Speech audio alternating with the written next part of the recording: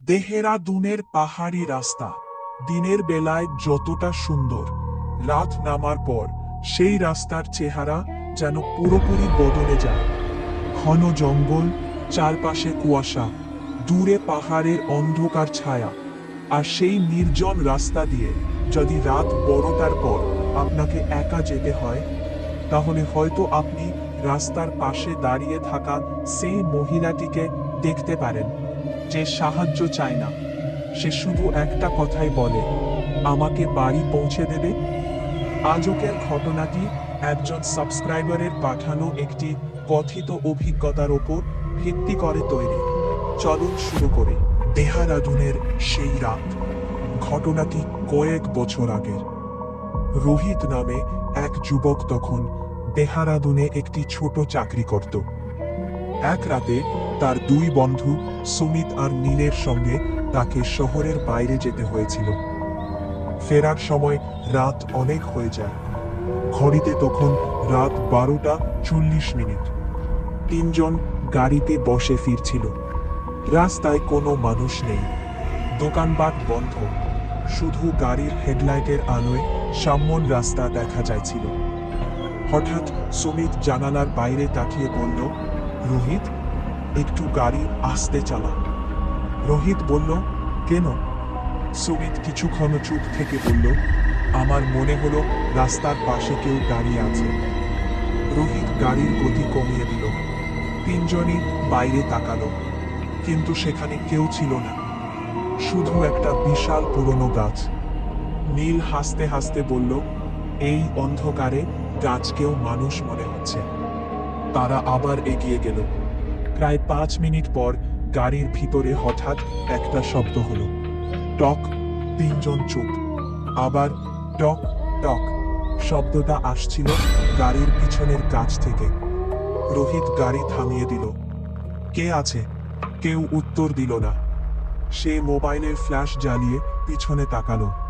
পিছনের সিট ফাঁকা, জানালার বাইরেও কেউ নেই।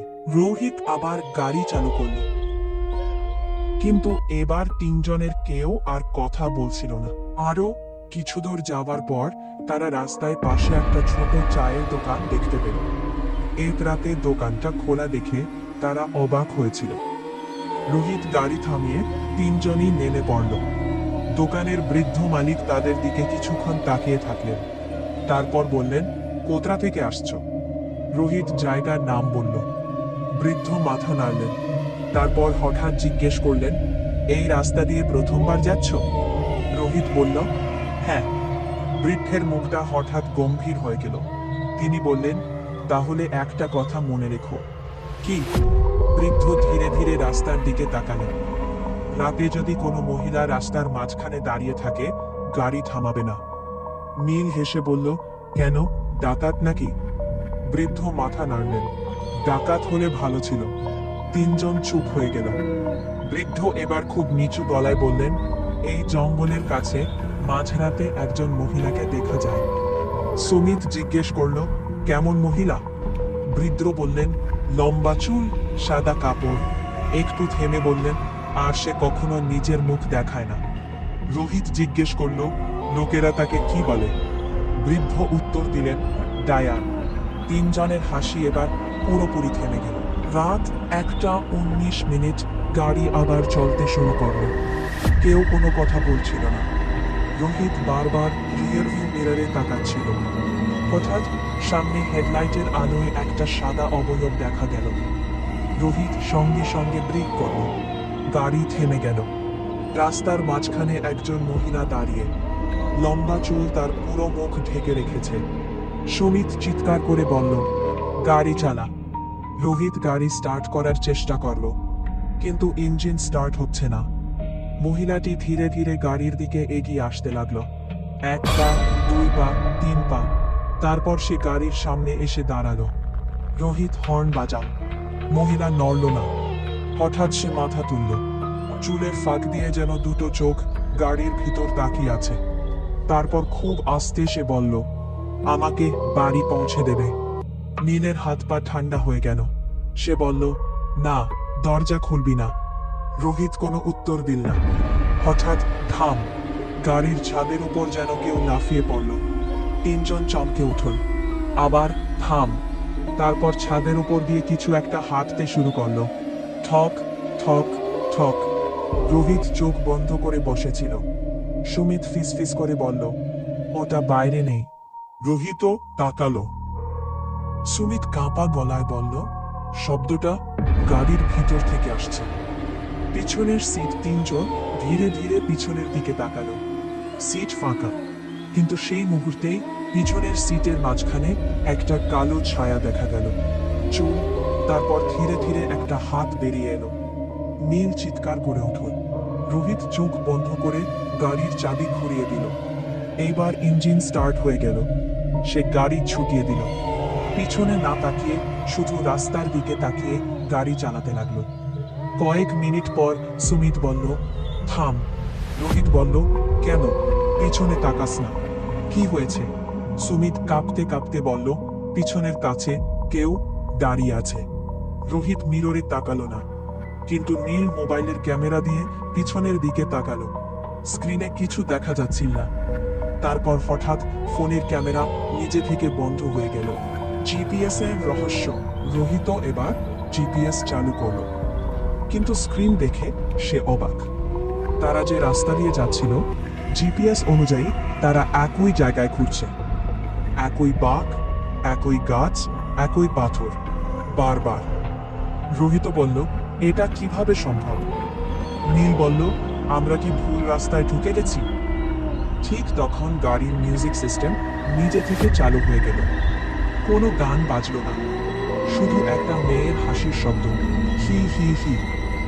রোহিত সঙ্গে সঙ্গে সিস্টেম বন্ধ করল, কিন্তু শব্দ বন্ধ হলো না, বরং এবার হাসিটা আরো কাছে শোনা গেল, হি হি হি হি।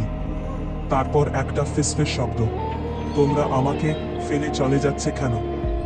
গাড়ির ভিতর নিস্তব্ধতা। রোহিতের কপালে ঘাম। সুমিত চোখ বন্ধ করে বসে আছে। নীল কাঁপতে কাঁপতে বলল, ও আমাদের সঙ্গে গাড়িতে আছে। শেষ চেষ্টা। রোহিত সিদ্ধান্ত নিল, যেভাবেই হোক গাড়ি থেকে বেরিয়ে কাছের কোনো বাড়িতে সাহায্য চাইবে। কিছু দূর যাওয়ার পর সত্যিই একটা ছোট্ট বাড়ির আলো দেখা গেল। সে গাড়ি থামিয়ে দরজায় ধাক্কা দিল। অনেকক্ষণ পর একজন বৃদ্ধ দরজা খুললেন। তিনজন একসঙ্গে ভিতরে ঢুকে পড়ল। রোহিত হাঁপাতে হাঁপাতে সব ঘটনা বলল। বৃদ্ধ চুপ করে শুনলেন। তারপর একটা প্রশ্ন করলেন, তোমরা কি ওই মহিলাকে গাড়িতে তুলেছিলে? রোহিত বলল, না। বৃদ্ধ ধীরে ধীরে বললেন, তাহলে তোমরা ভাগ্যবান। নীল জিজ্ঞেস করল, কেন? বৃদ্ধ জানালার বাইরে তাকিয়ে বললেন, কারণ সে যদি গাড়িতে উঠে থাকে। তিনি একটু থামলেন, তাহলে ভোর হওয়ার আগে তোমরা আর এই রাস্তা থেকে বেরোতে পারবে না। তিনজন একে অপরের দিকে তাকালো। হঠাৎ বাইরে থেকে একটা শব্দ এলো, টক টক টক। বাড়ির জানালায় কেউ টোকা দিচ্ছে।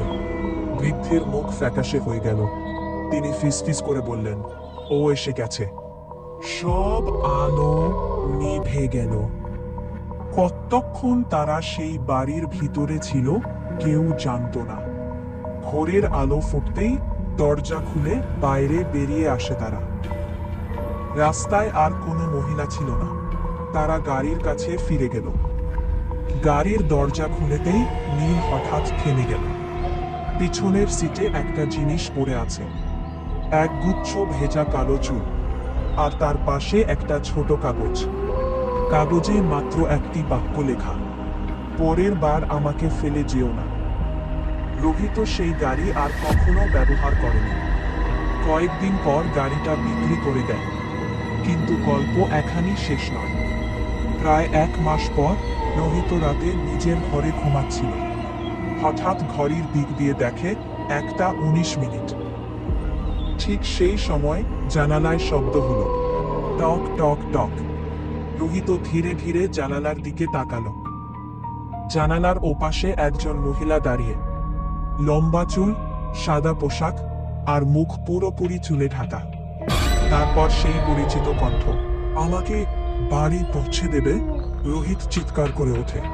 পরদিন সকালে জানালার কাছে ভেতরের দিক থেকে আঙুল দিয়ে লেখা ছিল, আমি রাস্তা ভুলিনি। শেষ কথা আজও কেউ জানে না সেই রাতে রোহিত আর তার বন্ধুদের সঙ্গে আসলে কি ঘটেছিল। তারা যা দেখেছিল সেটা কি সত্যিই কোনো অশরীরী সত্তা, নাকি অন্ধকার পাহাড়ি রাস্তা, ভয় আর কল্পনার ফল? তার কোনো নিশ্চিত উত্তর নেই। তবে রোহিতের দাবি অনুযায়ী রাত 12টার পর সেই নির্জন পাহাড়ি রাস্তায় আজও সে আর কখনো যায়নি। আর যদি কোনো রাতে আপনি দেহরাদুনের কোনো নির্জন পাহাড়ি রাস্তায় গাড়ি চালাতে চালাতে দেখেন একজন মহিলা রাস্তার মাঝখানে দাঁড়িয়ে আছে, লম্বা চুল, মুখ ঢেকে রেখেছে, আর সে হাত তুলে আপনাকে থামতে বলছে, তাহলে হয়তো আপনারও মনে পড়বে সেই কথাটা, আমাকে বাড়ি পৌঁছে দেবে, কিন্তু তখন গাড়ি থামাবেন তো?